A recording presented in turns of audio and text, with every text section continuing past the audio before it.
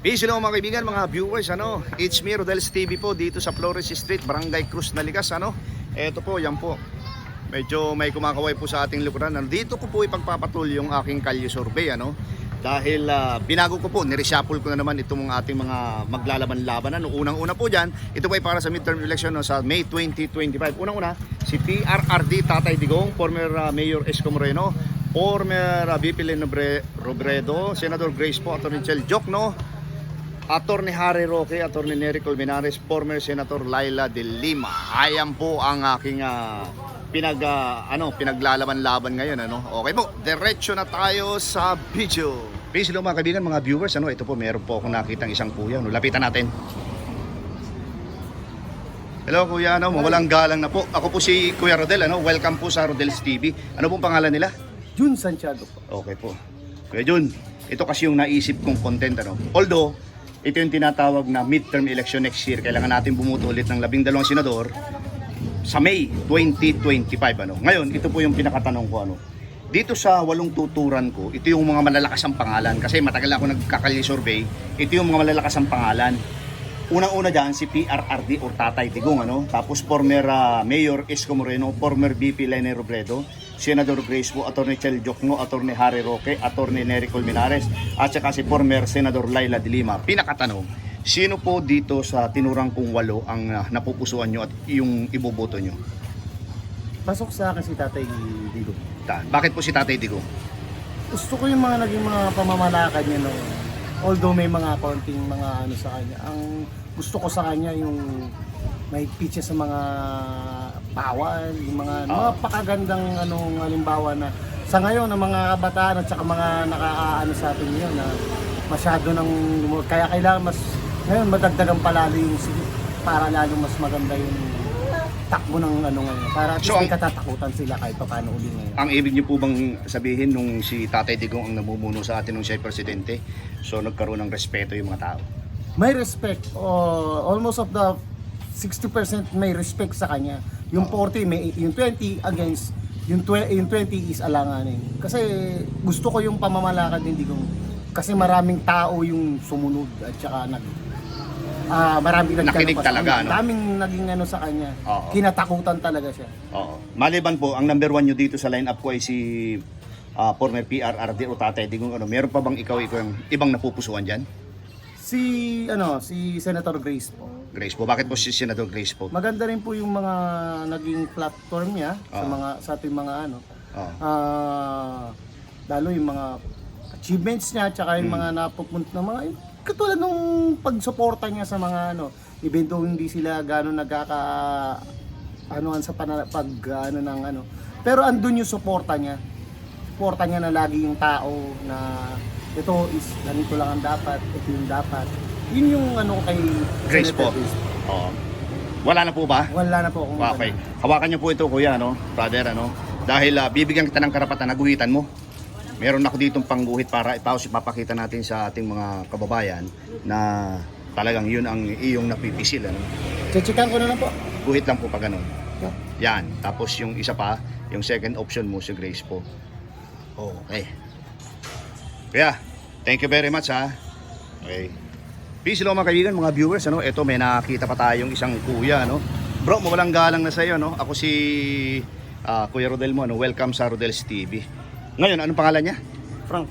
Frank, Brother Frank, ito yung napili kong content kasi ngayon, Although ito malapit na next year na to. Ito yung tinatawag na midterm election, Ngayon, dito sa tuturan ko na 8 kandidato, posible maglalaban-laban, posible rin hindi, Kasi ang kailangan lang dito yung opinion natin, yung mga mamamayan. Ngayon, ito yung pinakamalakas, number 1 dyan, si PRRD or Tatay Digong. Then, pangalawa, former Mayor Isko Moreno, former VP Lene Robredo, Senator Grace po, Atty. Chel Jokno, Atty. Harry Roque, Atty. Nery Colmenares, former Senator Laila de Lima. Ito yung pinakatanong.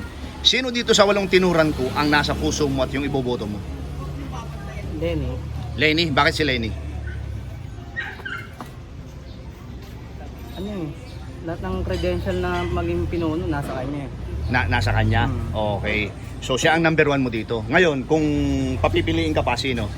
Kasi 12 yan Ngayon, yung isinulat ko dito, 8 lamang yan na mga malalakas na posibleng na maglaban-laban. Chel. Chel Jokno. Bakit si Atty. Chel? maraming alam sa batas. Oo, dahil siya isang veteranong abogado. Yan ang pangalawang option mo. Wala na ba o meron pa? Yun lang. Yun lang, okay. Pakihawakan mo yan at bibigyan kita ng karapatan na guhitan, ano? Papakita natin sa ating mga viewers para wala silang masabi. Sige, guhitan mo yung number 1 mo. Lenny Robredo, tapos yung pangalawa, Cheljok, no, ano? Okay. Bro, thank you very much, ha. Peace mga kaibigan, mga viewers, ano? Ito may nakita pa akong dalawang kuya, ano? Tanungin natin, kalapitan natin. Okay. Mga kuya, no, mawalang galang na po. Ako po si Kuya Rodel and welcome sa Rodel's TV, ano. Ito pong itong tawag sa ginagawa ko ay Kalye Survey. So, ito yung napili kong content din. Malapit na kasi yung ating midterm election, ano, next year. May 2025, kailangan natin bumoto ng 12 senador ulit. Itong tuturan ko, 8 lang ito dahil ito yung malalakas na posible at saka imposible rin na maglaban-laban. Ngayon, ito yung pinakatanong. Dito sa 8 ito, sino yung napupusuan mo? Unang-una dyan, former PRRD o Tatay Digong, former Mayor Esco Moreno, former VP Lenny Robredo, Senador Grace Po, Atty. Cheljok, no? Atty. Harry Roque, Atty. Nery Colmenares, former Senator Laila de Lima. Pinakatanong, sino sa 8 yan na tinurang ko ang napupusuan mo? Ikaw, Laila Galima. Laila de Lima. Bakit si Laila? Eh, wala tayong ano. Kasi dati yun nakulong, di ba? Oo, nakulong. Eh, nakalabas din. Nagpalit ang administrasyon, nakalabas. Oo, nakalabas. Okay, sige. Thank you. Ikaw, kuya, sino naman ang napupusuan mo sa 8? Ay, lini ako. Lenny Robredo. Bakit naman si Lenny? Bakit si Lenny? Eh, parang ano lang, fortunada ko lang na swat. Okay, sige. Kailangan natin bumuto ng 12, ano? Pag bumuboto ba kayo, kinukumpleto ninyo, hindi? O yung ano lang, yung nasa puso lang? Sa akin, hindi ko naman Sino yung second option mo dito? Halimbawa, si, ang number 1 mo si Laila. O ngayon, sino yung number 2 mo? ano, kay Lily. Lenny Robredo. O bakit si Lenny? Si dati kasi yung pagka vice presidente siya, Oo. ay iba natin kung magagawa niya ngayon, magiging ano yung ano niya. Yung mga plataforma niya nung siya Oo. Vice President. Oo. Okay. Ikaw naman kuya, sino naman ang second option mo dito? Si Grace po. Grace po. Okay, bakit naman si Grace po? Maganda naman ang ano niyan, panupala sa ano, sa tungkol. Yung panukala, yung sinasabing plataforma. Okay. So maliban ba dyan sa inyong napiling dalawa, meron pa ba? Wala na? Wala na. Wala na. Okay, sige. Pakihawak yan at papayagan kitang no? Guhitan kagaya na nakikita nyo dyan. Papakita natin sa mga viewers kasi para wala silang masabi. Okay, sige. Ito yan? Oo, yan. Guhit lang. Yan. Yung pangalawa mo, sino? Lenny. Ha? Hindi, ito to. Lenny. Okay. Yan. Abaan mo ng konti. Okay. Si kuya naman. Lenny Robredo. Tapos yun yung pangalawa mo, kuya? Grace po. Grace po. Yan. Yan muna. Okay. Malay mo kung magbago. Okay. Well, sa inyong dalawa ha. Thank you very much. Ay, anyway pala. Hindi ko natanong pangalan mo. Raul Guemo. Raul, ikaw po. Dito lang kisa. Okay. Welcome again sa Rodel's TV ha. Thank you very much. Peace mga kaibigan, mga viewers. Meron ako nakitang dalawang kuya. Mga brother. Ako po si Kuya Rodel. Welcome sa Rodel's TV. Pwede pong lapit ka ng konti. Yan, okay. Ako po si Kuya Rodel. Welcome sa Rodel's TV. Ano pong pangalan niya? Rudy po, Rudy. Rudy, ikaw po? Jojo po. Roger? Rudy, Jojo. Roger. Jojo. Jojo, okay. Ito kasi yung napili kong content, Although, matagal pa naman na malapit na. 2025 midterm election, kailangan natin bumoto again ng 12 senador, Ngayon, sa tinagal-tagal ko nang nagkakandak ng Kalye Survey, ito yung nireshuffle ko, ito yung mga malalakas ang tunog na maglalaban-laban, Unang-una dyan, si former PRRD or Tatay Digong, kahit matanda na siya, marami nag-aamuki na kumandidato siya ulit sa pagkasenador. Then former Mayor Esco Moreno, former VP Lenny Robredo, Senador Grace Po, Atty. Cheljok, Atty. Harry Roque, Atty. Nery Colmenares, former Senator Laila de Lima. Ngayon, ito yung pinakatanong. Sino sa 8 ito na tinuran ko ang nasa puso mo at yung iboboto mo? Ikaw muna. Para sa akin po si Tatay Digong. Bakit si Tatay Digong? Kasi yung sa panahon niya, yung mga kriminal takot sa kanya. Okay. Dahil may kamay na bakal siya. Okay. Lalo na sa pagdating sa drugs. At saka may disiplina talaga ang mga tao noon. Nagkaroon ng disiplina at saka naramdaman yun. Oo, naramdaman namin Okay. ang pagbabago. Okay, ikaw naman sir. Sa akin, sir, ganun din si Tatay Digong. Bakit naman? Kasi nagbago lahat. Nawala lang siya. Biglang nagbalik yung panahon. Nagbalikan ba yung mga zombie? Zombie. Ngayon. Ngayon, Oo. sakaling pala rin sana, Oo. may balik. May balik si Tatay. Pero kung sakasakali lang ha, pwedeng maging Senate President siya kung sakaling siya ay mahalal bilang senador. Pinag-iisipan niya yan. Sa tingin mo ba, may magagawa siya kung senador lang siya? Maaari, dahil presidente nga man, may nagawa nga siya eh. Because, Okay. So ganito yan 12 kasi yan kailangan natin iboto. Pag bumuboto ba kayo, bro? Pag bumuboto kayo, kinukumpleto niya yung 12 o yung talaga nasa puso nyo lang? Para sa akin, yung napupusuan ko lang. Napupusuan lang. So, sino yung pangalawang option mo dito? Number 1 mo si Tatay Digong. Sino yung pangalawa? Maaari si Isko. Former Isko Moreno. Mayor Isko Moreno. Bakit naman? Kasi yung naging mayor siya, medyo maganda rin ang nakita kong pamalakad niya dito sa Manila. Sa Manila, Okay. Ikaw naman, sir, kung meron kang second option, sino? si Grace po. Grace po. Bakit naman si Grace po? Para man may kagandahan din ang dating Sa ating pamahalaan. malaan. Okay, sige, okay. So wala na, yun lang napupusuan niya. Okay, ito lapit ka bro. Ibibigay ko niyan sa inyo, papayagan ko kayong guhitan, kagaya ng nakikita nyo din, papakita natin sa ating mga viewers para wala silang masabi. Okay, so yung unang-una mo si Tatay Digong. Oo, tapos yung pangalawa mo, Isko Moreno. Okay, ikaw naman bro. Number 1 mo Tatay Digong at saka si Grace po. Tama yan. Okay. Well, sa inyong dalawa, thank you very much ha. Thank you. Peace mga kaibigan, mga viewers, meron ako nakita pang isang kuya, palagay ko last na po ito. Bro, mawalang galang na, ako si Kuya Rodel, welcome sa Rodel's TV. Ano po pangalan nila? Alvin po. Alvin. Apo. Okay, Kuya Alvin. Ito kasi napili kong content, although matagal pa naman siya, na malapit na.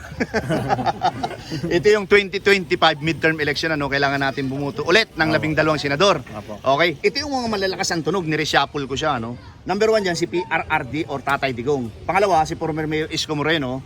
So pangatlo, si former VP Lene Robredo, Senador Grace po, Attorney Chel Jokno, Attorney Harry Roque, Attorney Nery Colmenares, former Senator Laila de Lima. Ngayon, ang pinakatanong ito, sino sa 8 tinuran ko ang nasa puso mo at yung iboboto mo?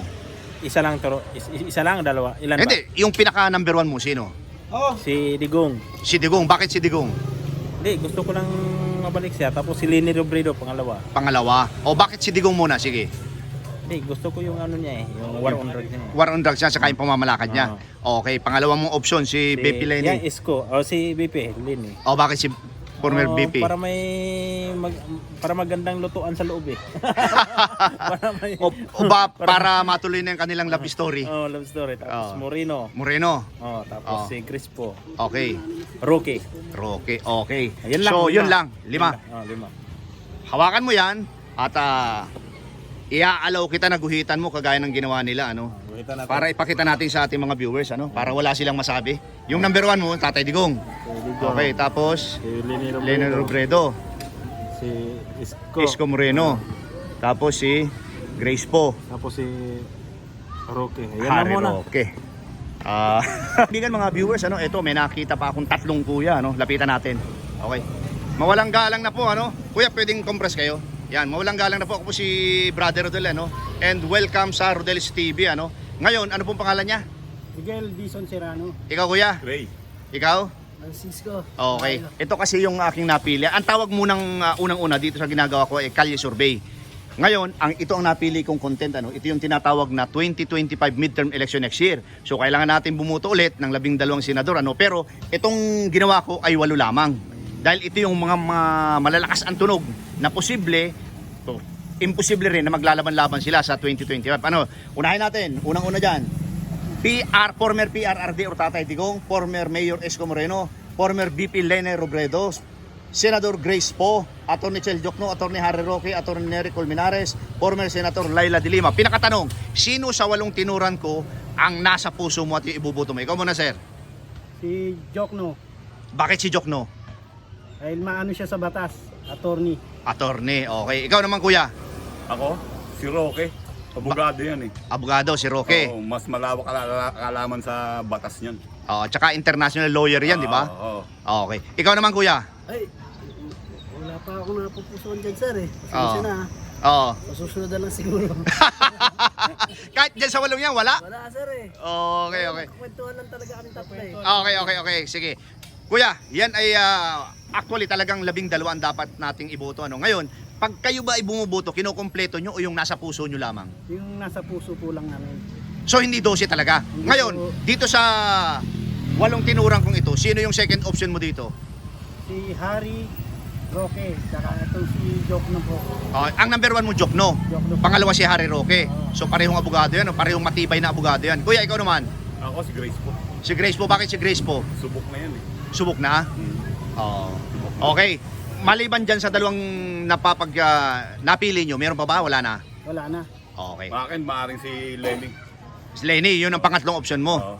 Okay. Ikaw, kuya, talagang ano lang, kwento-kwento lang muna. Kwentuhan lang talaga. Okay, sige. Pakihawak po yung aking tallyboard, ano? Papayagan ko kayong guhitan yan, kagaya ng nakikita nyo dyan. Then, ipapakita natin sa ating mga viewers para wala silang masabi. Bredo, Oo. Po, Oo. Roque. Roque. Kuya, ikaw naman. Guhitan mo. Dito tayo, Di dito ba tayo. iboboto natin sa midterm 24? Hindi, 12 lang. 12 lang po. Yung kalahati kasi, Akala ko yung kalahati, ano? nanalo tapos na ng yung kontrata kalahati nun. eh. Oo. Ito lahat. Okay. Sa inyo pong dalawa, 3 pala. Kuya, thank you very much, ha. Okay. Ito po mga kaibigan, yung ating tallyboard para sa ating mid-2025 midterm election. PRRD Tatay Digong 4, former Esco Moreno 2, former VP Lene Robredo 5, Senator Grace po 5, Attorney Chel Jokno 2, Attorney Harry Roque 3, former Senator Laila de Lima 1, at 0 po ang nakuha ni Attorney Nery Colmenares. Okay po. Peace, mga kaibigan, mga viewers. Ayan po, napakinggan nyo po yung lahat ng aking in-interview dito sa Flores Street, Barangay Cruz, Naligas. Ayan po, Kaya subaybayan nyo po mga kaibigan, mga viewers talaga yung aking lahat ng mga kalye survey, dahil talagang mawiwili kayo dahil iiba-ibahin natin yung content, Pangalawa po, maraming salamat sa suporta nyo sa aking munting channel, and thank you very much po.